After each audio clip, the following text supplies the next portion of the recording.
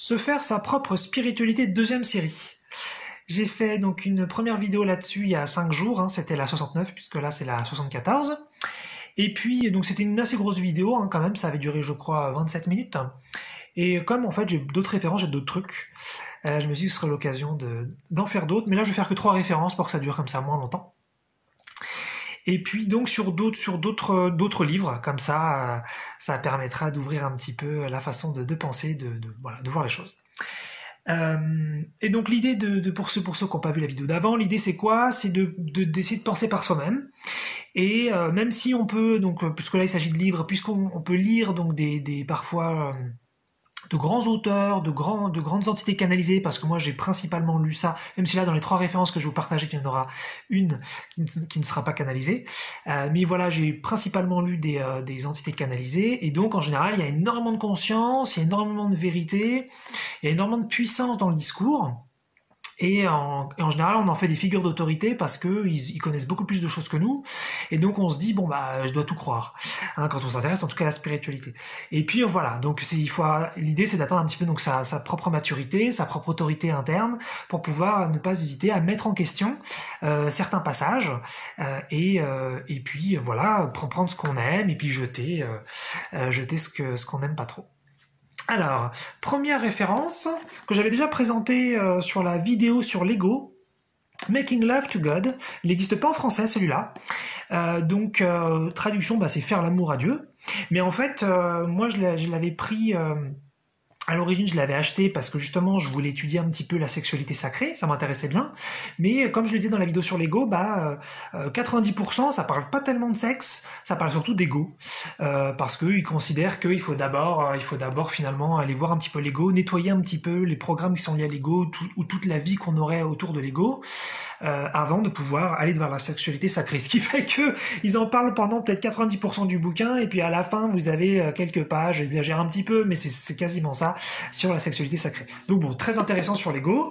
Hein, c'est Ananda qui est canalisé par... Tina Louise Spalding, donc super intéressant, c'est vachement sympa. Mais ils ont un côté, donc Ananda, ils ont un côté vachement un peu hard, un petit peu agressif, un petit peu, ils sont sûrs d'eux. Et il faut un petit peu s'accrocher parce que parfois ils mangent pas leurs mots, ils y vont un peu à fond. Et donc je vais vous citer une phrase qui parle en fait du bouquin. Je peux pas tellement vous dire ce qui est écrit avant parce qu'en fait la phrase n'est pas forcément liée à ce qui est écrit avant. Elle s'inscrit plus dans le livre tout entier, dans sa perspective. Et donc là on est à la page 19, c'est tout en bas, et puis ça va être aussi au début de la page 20. Nous demandons que ceux qui lisent ces mots voient le malaise qu'ils sentent à l'intérieur d'eux comme un signe que ce qu'ils croient est faux, et non pas que ce qui est écrit ici. Donc, redit de façon peut-être plus fluide, en gros ce qu'ils sont en train de dire, c'est que eux c'est la vérité et que nous c'est de la merde. Et c'est un petit peu ça, c'est-à-dire que si vous sentez mal en lisant leurs propos, c'est que forcément vos croyances sont fausses et que eux ce qu'ils racontent c'est forcément bon. Alors il y a aussi un contexte où ils parlent effectivement donc de peut-être de notre société, comment on a un petit peu fait n'importe quoi avec la sexualité, et puis ils parlent aussi un petit peu de la pornographie, donc c'est intéressant, ils ont un point de vue que je peux pas développer là parce que c'est pas tellement le sujet de la vidéo. Ils ont un point de vue quand même qui est intéressant, qui est à prendre en compte. Mais cette phrase, elle est ultra violente, je trouve, puisque c'est vraiment, si vous avez un malaise interne, la seule explication possible, c'est que vos croyances sont fausses et que donc, forcément, vous allez vous sentir mal avec la vérité qui est dans le livre. Alors ça, quand même, faut avoir une prétention de dingue pour écrire ça. Et c'est vrai que parfois, donc, il y a des entités qui sont canalisées comme ça, qui viennent donc se mélanger au canaliseur ou à la canalisatrice. Et donc ça fait un truc un peu bizarre comme ça où ils affirment que ce qu'ils disent c'est vrai et qu'il n'y a même pas possibilité de les remettre en question. Et ça, faut faire vachement attention. Hein, c'est aussi le but de la vidéo, c'est de se mettre un petit peu en garde, faire vachement attention quand vous débutez en spiritualité et que vous lisez des bouquins comme ça par exemple, ou ça peut être d'autres supports, ça peut être des docus, des films, d'autres trucs, et vous dites ah ouais moi j'y connais rien, ou alors ah ouais là je viens de lire 10 pages, c'était ultra pertinent, c'était excellent, c'était super bien argumenté et tout, j'avais jamais lu un truc comme ça, et là vous tombez sur une petite phrase comme ça, et vous la gobez avec le reste, et vous vous dites bah ouais c'est logique. Et ensuite, le souci, c'est que si derrière, après que cette phrase elle soit passée, vous avez d'autres passages qui sont peut-être moins bons, vous allez peut-être aussi les gober et les avaler parce que vous avez accepté cette phrase. Donc faites gaffe, hein, arrêtez-vous, et quand vous vous sentez pas bien sur quelque chose qui est dit, d'ailleurs que ce soit dans une de mes vidéos ou dans un livre, n'hésitez pas à faire pause, à vous dire attends, est-ce que ce que je viens d'entendre, lire, est-ce que c'est quelque chose qui est bon pour moi, est-ce que ça me semble juste pour moi, est-ce que ça pourrait tout à fait être ni vrai ni faux, hein, ça pourrait être simplement vrai pour vous ou faux pour vous, à cet instant donné. Voilà. Donc bon, ça je trouvais que c'était un exemple assez marrant dans ce bouquin qui parle principalement donc de l'ego. Deuxième référence pour cette vidéo, un petit livre très sympa qui s'appelle Connections. Pareil, hein, désolé les petits loups, il n'existe pas en français celui-là a priori. Alors je dis pas mal de trucs en anglais. Enfin j'ai lu, parce que là je lis plus beaucoup. Donc de qui déjà? Caroline Oceana Ryan. Et donc voilà, elle en a fait plusieurs, des bouquins comme ça, c'est assez sympa. Et donc ça, c'est un des rares bouquins que j'avais pu trouver, qui est aussi canalisé, sur les relations. Voilà. Donc super sympa, hein, c'est-à-dire comment est-ce qu'on fait pour avoir des relations correspondantes, quel est notre rapport aux autres sur Terre, comment est-ce qu'on peut tendre vers des relations de plus en plus spirituelles, de plus en plus sacrées. Donc plein de choses. Vachement intéressante, vachement belle, profonde. On sent voilà comme d'habitude que c'est une conscience très très forte qui parle. Là c'est là c'est The Collective, c'est écrit là. Ça s'appelle comme ça. C'est-à-dire que là c'est un groupe de conscience qui s'appelle The Collective, donc le collectif. Hein, parfois ils ont pas un nom comme Ananda ou Abraham ou Seth ou Dieu de Neil Donald Walsh, de Conversation avec Dieu. Donc voilà, d'ailleurs j'avais pas vu, mais là il y a écrit donc voilà sur l'amitié puis la romance. La romance en anglais c'est les relations amoureuses, quoi, tout simplement. Donc voilà, et donc très très sympa, hein, plein de trucs très profonds comme je viens de le dire. Et à un moment donné, donc là je vais vous lire un petit paragraphe. Enfin je vous le traduis en live, hein, tout ça, hein, c'est de l'anglais, donc voilà. Alors, ce n'est pas à vous de deviner ou d'estimer le niveau d'évolution d'une autre personne que vous rencontrez. Pas plus que ce n'est à vous de regarder une espèce sur la planète, donc ça pourrait être les humains ou des animaux, et de deviner ou d'estimer ce qu'ils essayent de devenir, donc leur chemin. Ce n'est pas votre rôle de deviner si une personne que vous rencontrez sera à votre niveau, si elle pourra vous comprendre et vous apprécier d'une façon que vous pourrez mesurer. En revanche, votre job, c'est d'être heureux. Alors là, moi je suis en total désaccord avec ça, puisque ça veut dire quoi? Ça veut dire, en gros, ils sont en train de dire, vous n'avez pas à poser de questions, vous n'avez pas à comprendre, vous n'avez pas à savoir, votre seul job c'est d'être heureux. Alors, cette dernière partie, elle est sympa quand même, c'est-à-dire, voilà, si on me dit essayez d'être heureux, c'est ce qui compte le plus, c'est ce qui est le plus important, moi, a priori, je suis quand même assez d'accord avec ça. Mais l'idée de se dire, vous n'avez pas le droit de poser de questions, vous n'avez pas le droit de savoir, ça, c'est vraiment quelque chose qu'on retrouve beaucoup en spiritualité, où les humains, vous vous taisez, vous vous soumettez, vous n'avez pas à avoir l'information, vous n'avez pas à avoir de conscience, vous êtes juste là pour faire une expérience, vivre une mission de vie, apprendre des leçons que vous n'avez pas décidé consciemment en tant que personnalité incarnée, et puis c'est tout. Et puis vous essayez d'être heureux, c'est votre job, et de faire de votre mieux avec votre vie. Et ça, voilà, c'est pas possible, quoi. On est sur un esclavage spirituel complètement fou. Ah, bien sûr, c'est mon point de vue, hein. Il y en a peut-être qui pensent qu'au contraire, c'est très très bien vu comme ça, et que peut-être d'ailleurs ça simplifie, ça pourrait être une façon de voir les choses, hein, que la vie, au contraire, c'est très simple, c'est qu'on essaie de vivre avec l'expérience qu'on a, avec les situations qu'on a, et puis on essaie juste d'être bien et de faire notre mieux. Ça pourrait être une approche. Pourquoi pas, hein, chacun la sienne, il n'y a pas de souci. Et voilà, ça c'est typiquement quelque chose où pareil, ils nous disent finalement ce qu'on doit être, ce qu'on a le droit de demander, ce qu'on n'a pas le droit de demander, ce qu'on a, voilà, le chemin que l'on doit prendre et notre façon de voir les autres. Ils nous disent ce que ça doit être. Et ça, c'est quand même assez impressionnant. Et donc je vais partager d'ailleurs un petit truc très frais d'aujourd'hui. Donc là on est le 14 octobre, hein, puisque la vidéo normalement elle va sortir elle est sortie donc le 21 octobre. Mais là moi je la fais donc on est une semaine plus tôt, hein, comme ça on joue un peu avec le temps, hein, tout ça se passe en même temps, il y a pas de passé, il y a pas de futur. Et en fait avant de faire la vidéo, quelques heures avant, j'ai vu un épisode d'une série, pas une série très très spirituelle, mais quand même avec un petit peu de conscience dedans. Et voilà, c'était une série d'horreur, donc c'était pas forcément un truc très très poussé. Et il y a un truc qui m'a scotché, que j'avais pas entendu jusque-là, même dans un film ou dans une série. Et vraiment, j'ai mis pause, ça m'a vraiment scotché. C'était 2 phrases. C'était être humain. L'expérience d'être humain, c'est ne pas comprendre.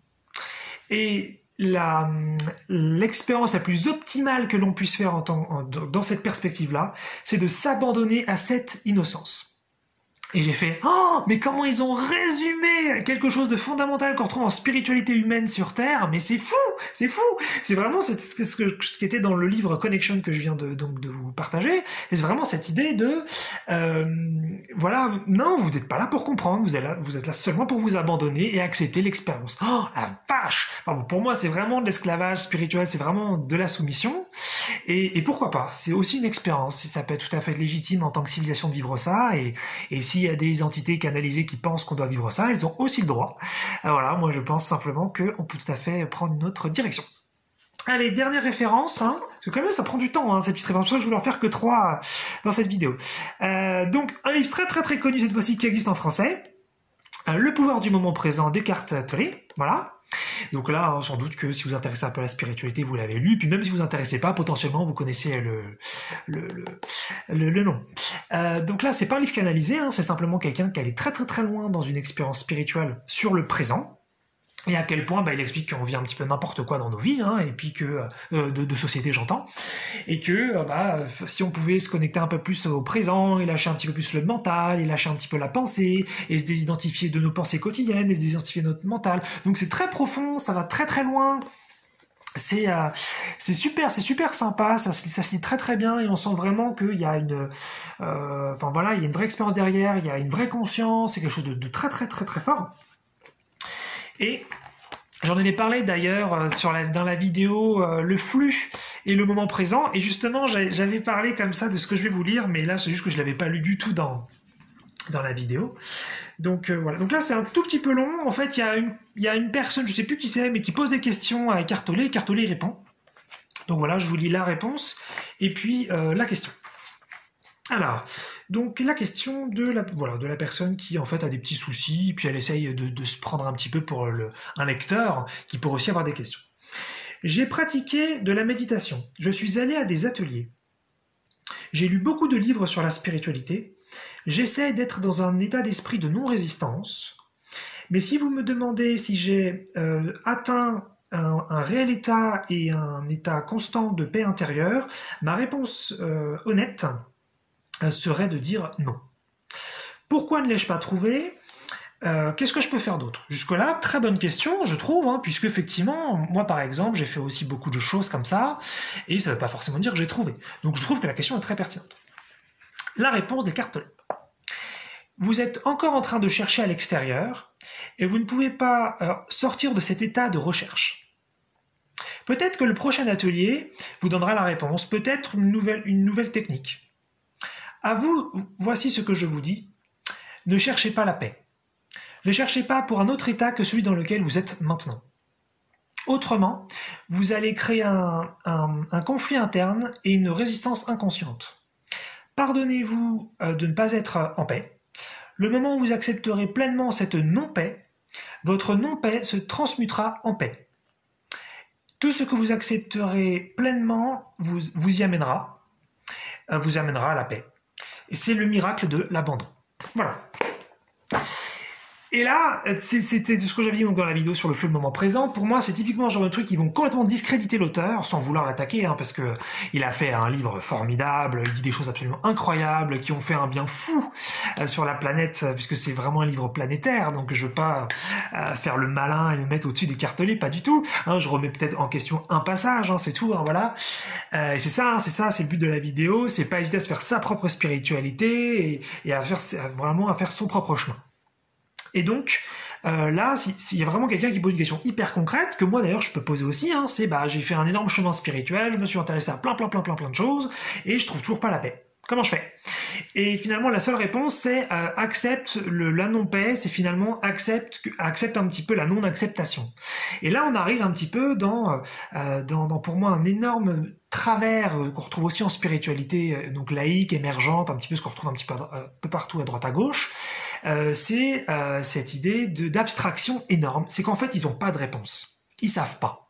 Ils savent pas, et donc ils nous donnent quelque chose qui peut tenir la route. Attention, hein, la réponse n'est pas idiote, mais elle n'est pas applicable. Elle n'est pas applicable. Ça veut dire que finalement, le mec, il a déjà fait une tonne de choses. Et là, il devrait donc finalement faire plus encore, c'est déjà accepter finalement son état. Mais je pense qu'il a déjà fait que ça. S'il a lu plein de bouquins et que il a fait plein d'ateliers, qu'il a appliqué plein de techniques, il sait très bien qu'il doit accepter son état actuel. Et donc finalement, il sait très bien que aller vers la paix, ça passe aussi par accepter le moment de tout de suite, et donc la non-paix interne. Et finalement, Eckhart Tolle lui dit déjà ce qu'il sait, et donc finalement, il l'aide pas du tout. Et donc, c'est cette grande question que moi je me pose depuis quand même pas mal de temps sur la spiritualité, c'est comment se fait-il, et c'est pas une question du tout péjorative, c'est une vraie question, comment se fait-il que tous ces gens et entités canalisées qui ont une vérité de dingue, une conscience très très très très forte, vraiment ils ont une puissance hallucinante, comment se fait-il que quand il s'agit de concret, il n'y a plus personne. C'est très très étrange parce que c'est un petit peu comme si on avait un chef cuistot qui, quand il parlait de la nourriture et de la gastronomie, il avait des mots incroyables, il avait des images merveilleuses, il en parlait super bien, on sentait qu'il savait de quoi il parlait, hein, que c'était pas un mytho, et quand on le voit faire une recette de cuisine et qu'on le voit cuisiner, il fait n'importe quoi. Et c'est très bizarre en fait. Il y a un petit peu ce truc où voilà, donc là dans le cas d'Eckhart Tolle, donc voilà un discours vraiment merveilleux, en plus il a une expérience spirituelle très profonde, très forte et vraiment qui est supérieure à de très loin à la moyenne sur Terre, donc c'est un vrai exemple, je trouve, en spiritualité, mais pour autant, sur des questions très très concrètes, et finalement, que je pense qu'ils vont toucher beaucoup de gens, c'est on n'arrive pas à atteindre la paix, comment est-ce qu'on peut l'atteindre? Pas de réponse, ils savent pas. Donc c'est pas évident de finalement d'aller vraiment vers le concret, mais en tout cas, voilà, moi c'est la petite mise en garde que je fais, c'est que faites attention parce qu'ensuite on associe souvent spiritualité à abstraction, et c'est aussi pour ça que dans notre société la spiritualité c'est pas encore très reconnu et qu'on la prend pas très au sérieux, c'est qu'elle est encore trop associée à l'abstraction. Et moi je pense qu'il nous faut vraiment quelque chose de très très très concret, des vraies démonstrations au sens tout simplement pour faire de l'enseignement précis, et là on pourra, j'allais dire convaincre ou persuader, mais c'est pas le but. Le but c'est pas de changer les gens, et le but n'est pas de convertir qui que ce soit, chacun a son chemin. Mais en tout cas, on pourra proposer quelque chose de solide. Et après, ça peut être rejeté quand même, il n'y a pas de souci. Mais finalement, faire des beaux discours sous prétexte qu'on a eu une super expérience, tant mieux pour la personne qui fait l'expérience, et puis ça aidera sans doute plein de gens. Donc tant mieux aussi. Mais finalement, il nous faut une vraie recette, quelque chose vraiment qui soit applicable, et ce, facilement. Voilà. Pas un beau discours sur une recette de cuisine, et puis ensuite la recette de cuisine, personne ne peut la faire.